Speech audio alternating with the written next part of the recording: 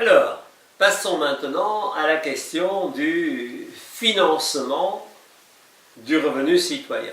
Bon,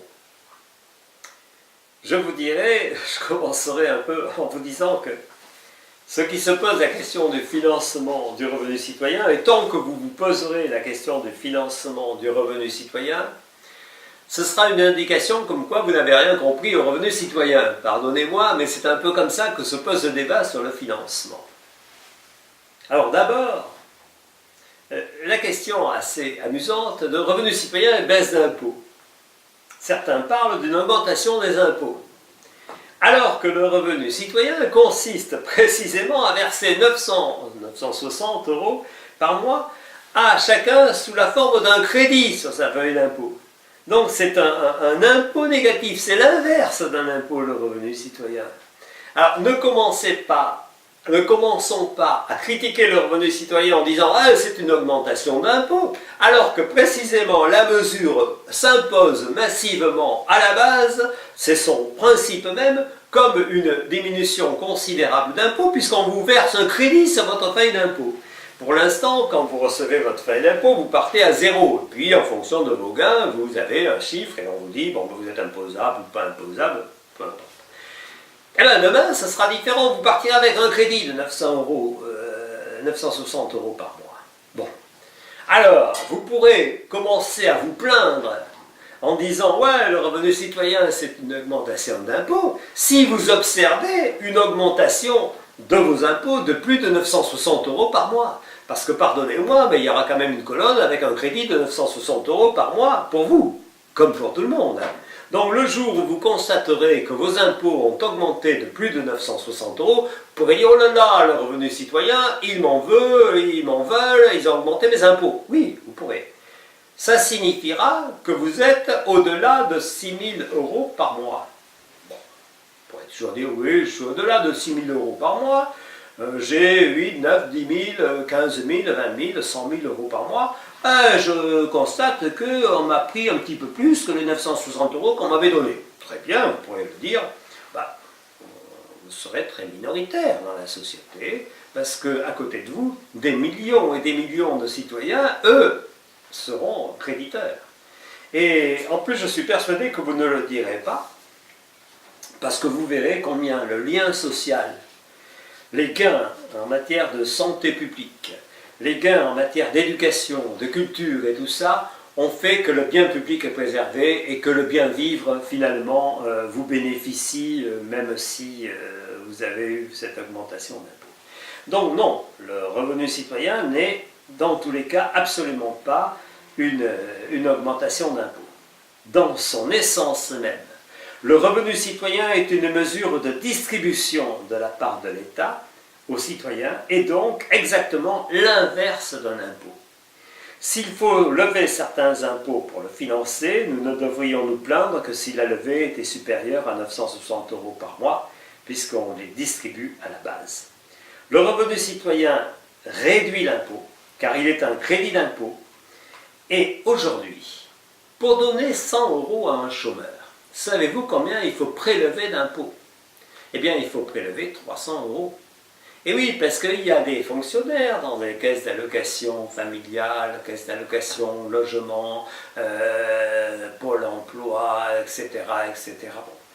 Fonctionnaires que nous payons, il y a une machine sociale considérable, une usine à gaz considérable, des politiques même qui se chargent de distribuer à leurs clients, à leur clientèle électorale, tel ou tel avantage, enfin que c'est de la politique sociale, quoi, l'usine à gaz. Elle coûte très cher.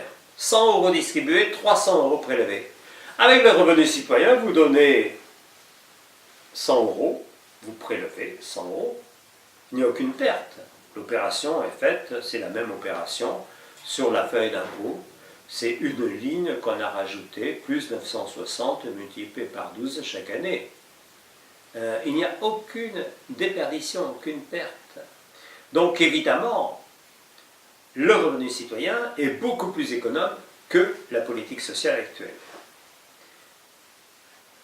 Avec c'est l'évidente, si vous voulez, supériorité du revenu citoyen sur l'assistanat et sur ces machines à gaz et sur la pseudo-protection sociale qui, évidemment, laisse 7-8 millions de personnes sur le carreau. Donc, le revenu citoyen est de loin le moins coûteux des systèmes et il n'y a que les richissimes qui seront débiteurs puisqu'ils verseront, eux, plus qu'ils ne reçoivent. Deuxième chose, concernant le financement, deuxième remarque, on ne doit pas se poser la question du financement du revenu citoyen dans le cadre d'un budget particulier. Il est financé sur un budget global, le revenu citoyen, sur le budget global de l'État. Il n'y a pas à se poser la question spécifique du financement du revenu citoyen. Les recettes de l'État ne sont pas affectées à tel ou tel poste. Il s'agit de financer le budget global de la nation, comprenant des recettes et des dépenses. L'ensemble des recettes exige des dépenses, l'ensemble des dépenses exige des recettes équivalentes. Les richesses que nous avons produites et créées sont immenses. Nous sommes dans un pays riche, trop riche d'une certaine façon, puisqu'il gaspille. La question que pose le revenu citoyen, c'est celle de son utilité et de ce qu'il rapporte, car il est un investissement social et sociétal considérable. Imaginez-vous combien rapporte le fait que les citoyens auront tous les moyens pour se former, des moyens démultipliés pour se cultiver et des moyens démultipliés pour être en bonne santé. Vous imaginez bien que ce sera une société, c'est un investissement absolu, ça, la culture et la santé, qui seront gratuites à tous les niveaux, renforcées, généralisées. C'est avec la revalorisation du commerce de proximité, le dynamisme de nos économies, la baisse des charges de nos entreprises, tout ça, ça va nous donner une économie tout à fait prospère, même si la décroissance est l'un de ses objectifs. Alors, troisième réflexion, le revenu citoyen peut être financé de multiples façons, selon les politiques menées, leur sensibilité, de droite, de gauche, du centre ou d'ailleurs. La tâche de financement est aisée quand on sait qu'aujourd'hui, l'usine à gaz coûte beaucoup plus cher. Le plus simple est de financer le revenu citoyen par le transfert de la politique sociale d'assistanat actuelle, qui permet de financer plus de la moitié du revenu citoyen. Et l'augmentation progressive de l'impôt sur le revenu et la CSG fusionnée et personnalisée, du patrimoine, de l'héritage et des transactions financières. De sorte que les revenus médians fassent une opération plutôt positive, tout en gagnant beaucoup de temps, puisqu'ils travailleront effectivement moins, leurs revenus citoyens dépassant l'augmentation de leur imposition. Que les sans revenus et les bas et moyens salaires soient gagnants, et se situent tous au-delà du seuil de pauvreté, et que les très hauts revenus et très hauts patrimoines soient perdants, c'est-à-dire paient plus qu'ils ne reçoivent. Ce financement n'est qu'une trame, évidemment, que l'on constate modifiable, mais l'équilibre doit subsister et la philosophie générale reste libératrice, libérale, libertaire, en ce qu'elle remet en cause la centralité du travail, si ce revenu est au moins égal au seuil de pauvreté, moitié du salaire médian, c'est-à-dire éradique la misère indépendamment du travail fourni. C'est cela, sortir de la centralité du travail. En ce sens, notre proposition des esprits libres, de revenus de base inconditionnels, de revenus d'existence, mérite bien son appellation de revenu citoyen, car il remplit pleinement sa fonction de socialisation citoyenne par l'éradication de la pauvreté et la nouvelle centralité paradigmatique autour de la créativité et de l'écologie. Ce débat sur le financement, bien que probant, n'est certainement pas le plus important lié au revenu citoyen, tant il est évident qu'un système distributif égalitaire est plus efficace et moins coûteux que le système actuel. À tel point que l'économie réalisée sur le coût du fonctionnement du système, quasi nulle donc pour le revenu citoyen, qui n'est qu'un chiffre dans une colonne sur la feuille d'impôt, Et les gains sociaux induits sont inestimables dans tous les domaines. Tout compte fait, ces gains produiront à l'évidence des résultats probants et vitaux pour un coût moindre, à tel point que la prospérité est assurée au-delà de notre entendement actuel et que notre modèle sera immédiatement envié et copié. Le débat philosophique lié au revenu citoyen, par contre, est beaucoup plus important pour délivrer les esprits qui, lorsqu'ils finissent par voir quel jeu d'enfant est la question du financement, deviennent des esprits libérés de cette question, c'est-à-dire des esprits libres. Au fond, celui qui se pose la question du financement ne comprend pas encore tout à fait le concept de revenu citoyen. Saisir le concept au fond, c'est immédiatement savoir régler et dépasser cette question du financement. Avant de poser la question du financement, il faut se poser sur le fond la question de l'accord ou non avec le revenu citoyen. Et si l'on est sur le fond d'accord avec le revenu citoyen, c'est-à-dire avec ses mécanismes et sa philosophie, on règle immédiatement la question du financement qui ne relève plus que de l'intendance, qui ne peut que suivre tant la mise en place du revenu citoyen est facile et, si on le désire, politiquement. La mathématique du revenu citoyen suit automatiquement la philosophie du revenu citoyen. Mais la mathématique ne peut venir sans la philosophie. En un mot, même si l'on passe nécessairement par la question du financement, tant qu'on se la pose en tant que difficulté, on n'a pas compris le revenu citoyen. Alors, dernier point maintenant, le revenu citoyen, c'est un revenu commun. Évidemment, et il partage également entre tous les citoyens un bien commun et crée un lien de solidarité et de fraternité. En ce sens, donc, il est dépassement du marxisme de la lutte de classe, puisqu'il crée une appartenance citoyenne existentielle soldée par un revenu commun et une préservation judicieuse du marché sans son hégémonie capitalistique sur la société. Face à l'économie et à la société de marché, le capitalisme face à l'économie administrée et socialisée, le socialisme réel, c'est la voie républicaine, libérale et libertaire d'une économie et d'une société avec marché, avec travail, et non de marché et de travail, d'une économie et d'une société de créativité. Je dirais que le revenu citoyen est une régulation républicaine et distributiste libertaire de la part libérale de l'économie et qu'il peut servir de modèle social dans le cadre d'un noyau fédéral des pays de la zone euro.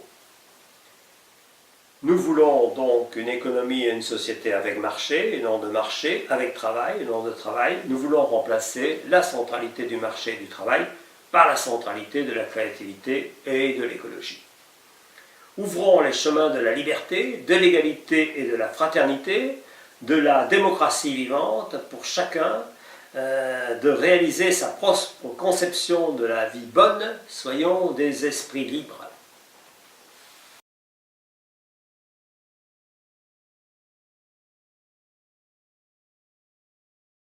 Alors, donc, je reviens sur le financement, mais avec des chiffres un peu techniques. Je veux vous dire que si vous allez sur le site des Esprits Libres, salonespritlibre.com, vous verrez le détail du financement que l'on propose, la machinerie et que l'on propose pour donc trouver les milliards nécessaires à la mise en place du revenu citoyen. Mais là, je vais d'ores et déjà vous le dire, rappeler un peu ce financement. Alors, pour un financement de 900 € par mois, en fait ce sera plutôt 960, mais enfin disons prenons un financement de 900 € par mois. Vous avez un coût total de 778 milliards et nous avons avec notre montage financier des recettes de 822 milliards. Alors vous allez me dire, vous avez plus de recettes que de dépenses. Ben oui, je vous dis oui, on a mis en place un financement qui fait qu'on se retrouve avec 75 milliards disponibles. Je vous donne les chiffres. Les bénéficiaires d'abord, de 0 à 16 ans, 14,6 millions de personnes, 200 € par mois, ça fait 35 milliards. 16 à 18 ans, 1,8 million de personnes, 400 euros par mois, 9 milliards. Les adultes, 36,5 millions de personnes, à 900 euros par mois, 394 milliards. Et les retraités, 13,7 millions de personnes, à 1600 euros par mois, 262 milliards. Le complément des retraites acquises au-delà de 1600 euros, pour que ceux qui ont cotisé ne perdent rien, 78 milliards. Ça nous donne un total de revenus citoyens distribués de 750 milliards, 748 exactement.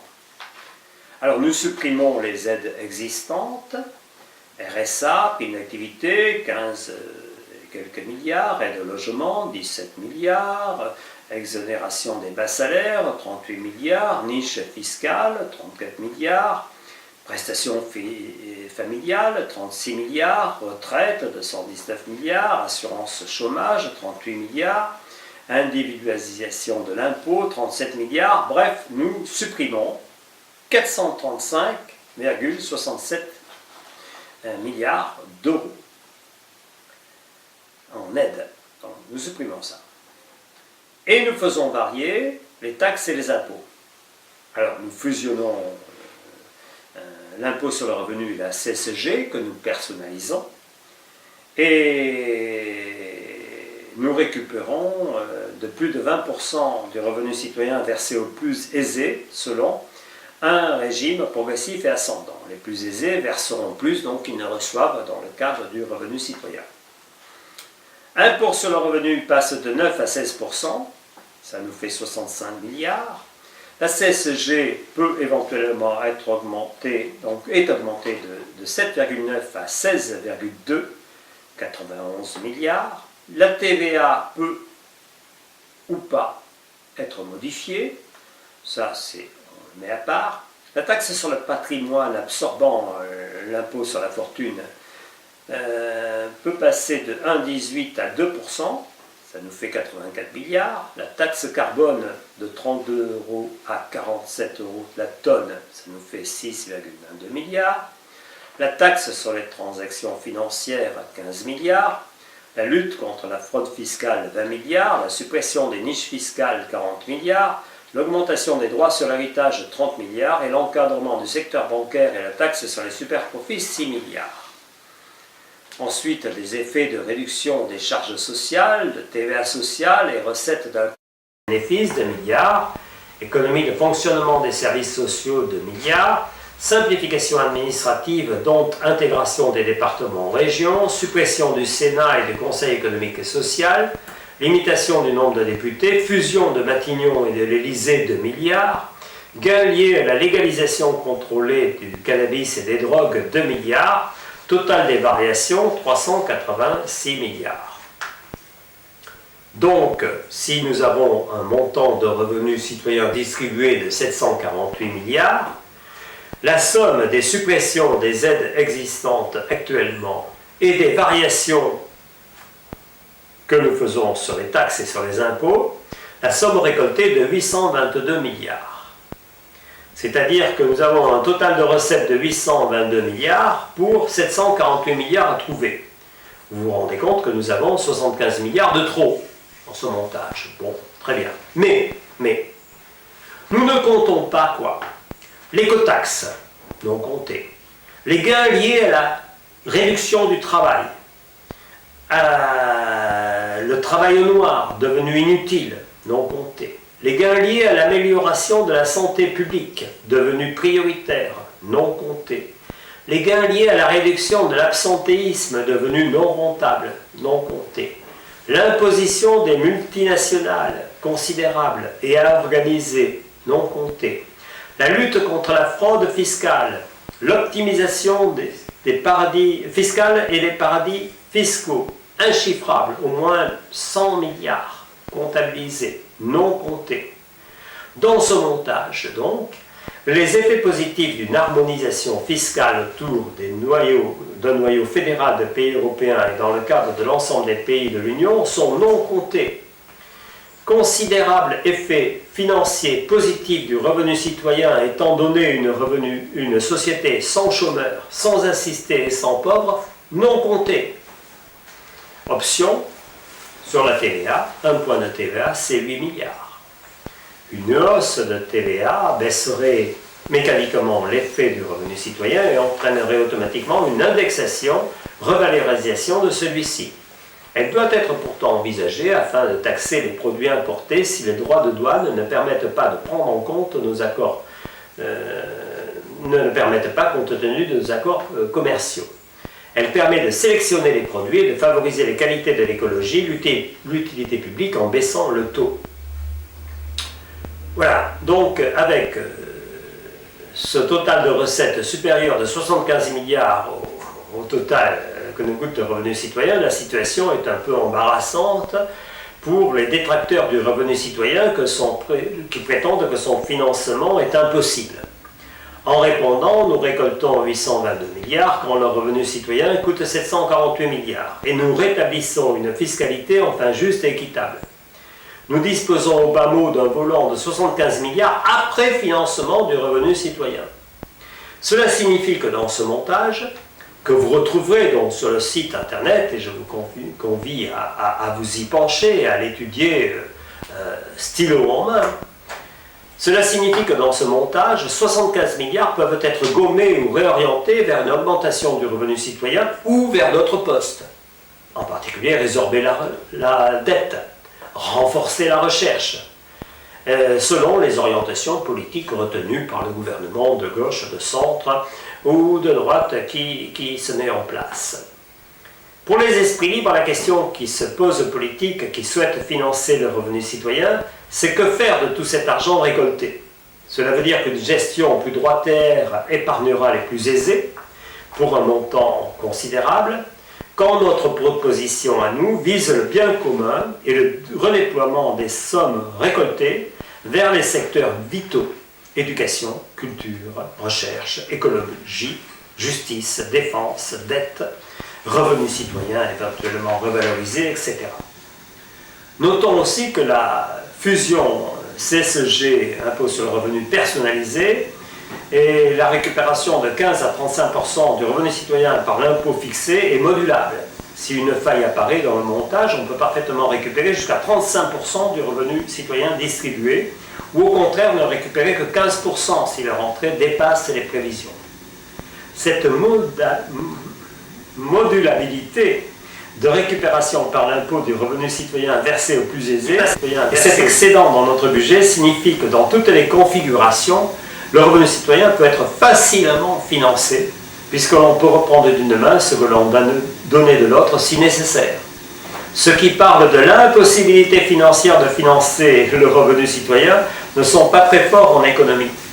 Le seul obstacle, c'est l'absence de désir politique du revenu citoyen et l'absence de majorité politique pour le revenu citoyen.